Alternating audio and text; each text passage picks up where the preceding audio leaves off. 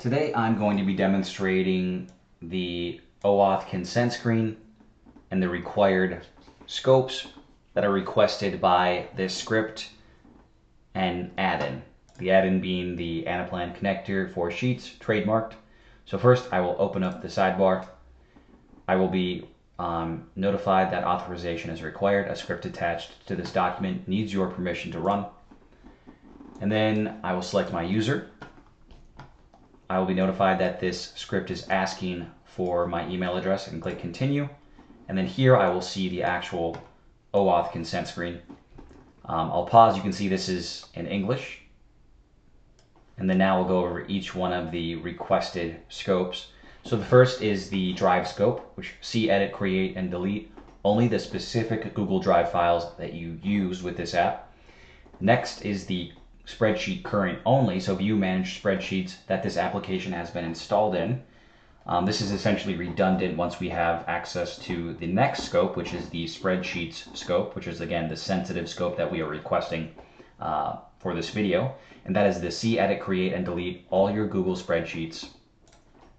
Next is the connect to an external service, then send email as you, allow this application to run when you are not present, and finally, display and run third-party web content in prompts and sidebars inside Google applications. Then finally, I'll click continue.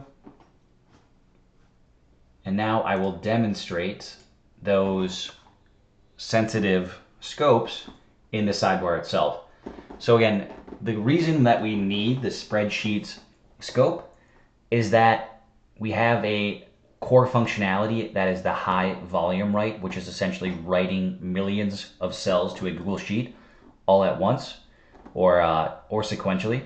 And to do that without the 6-minute timeout issue, we need to utilize the batch update REST API endpoint, which requires the spreadsheet scope. Again, it does not work with the current only scope. It will fail with an authentication error. Okay, and again, if we do not use this batch update REST API, we will have the spreadsheet app runtime limitations, which again makes this completely technically impossible. So the other part of this then, well, why we cannot use the picker workaround is because we have scheduled automations. So the user, the end user, is not present to use a picker. So I'm going to demonstrate how that schedule works and how that the core functionality of the high volume write works. So I'll click schedule.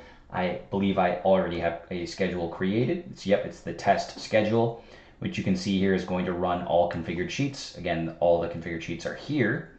It's running every single hour. And then what that does, again, I'm not going to wait here for an hour for this schedule to kick off, but I can force it to kick off by going to the refresh sheets.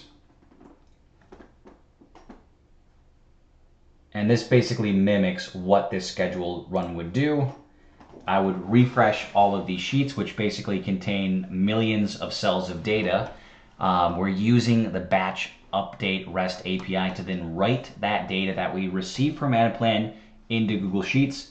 Again, this is only taking a couple of seconds. If we were doing it with the limitation, the spreadsheet app runtime limitation, this would take several minutes and likely completely fail due to the 6-minute cutoff. So wait for this to finish up. And now what this is effectively demonstrated is the background automation of the schedule feature that actually utilizes the batch update REST API. So at this point, we believe that we have demonstrated compliance with the verification requirements. Thank you very much.